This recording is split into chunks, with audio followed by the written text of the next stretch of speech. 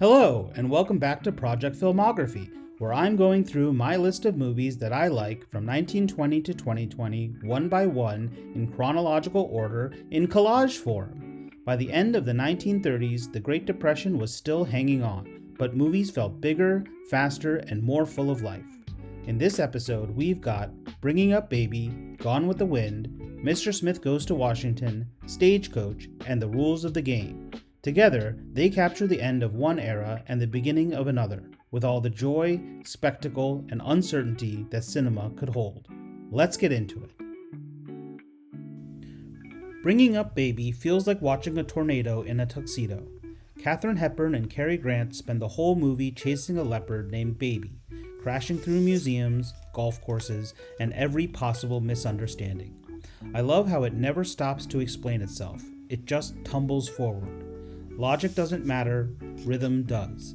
It's the kind of comedy that seems to run on pure momentum, and somehow it never runs out.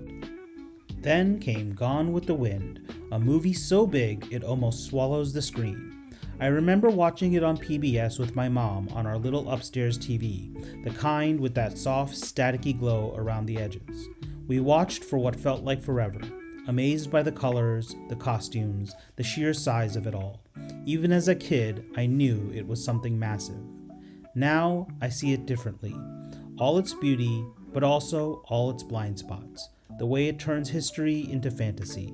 Still, there's something unforgettable about that first feeling. The sense that movies could be that epic. Frank Capra's Mr. Smith Goes to Washington brings that scale down to one man, Jimmy Stewart, standing in a suit, filibustering until his voice gives out. It's a movie about the belief that one person's decency can still matter. Watching it now, I love how Capra makes being honest feel heroic, like sometimes the simplest truths hit hardest.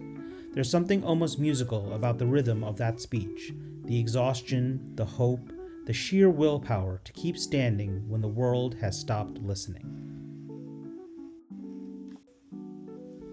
John Ford's Stagecoach took the Western, dusted it off, and made it a cinematic myth. A handful of travelers, outlaws, drunks, and strangers, rattling across the desert together. You can feel Ford's love of the open landscape, how he makes it move like a living thing. And in the middle of it, a young John Wayne stepping out of the shadows, announcing himself to the world.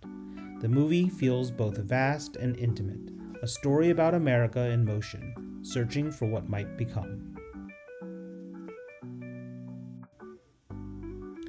And finally, across the Atlantic, Jean Renoir's The Rules of the Game was quietly pulling society apart. What starts as a glittering weekend in the French countryside turns into a slow unraveling, a dance of secrets, flirtations, and consequences. Renoir choreographs it so precisely that even a single awkward glance can seem to unravel the whole illusion of civility.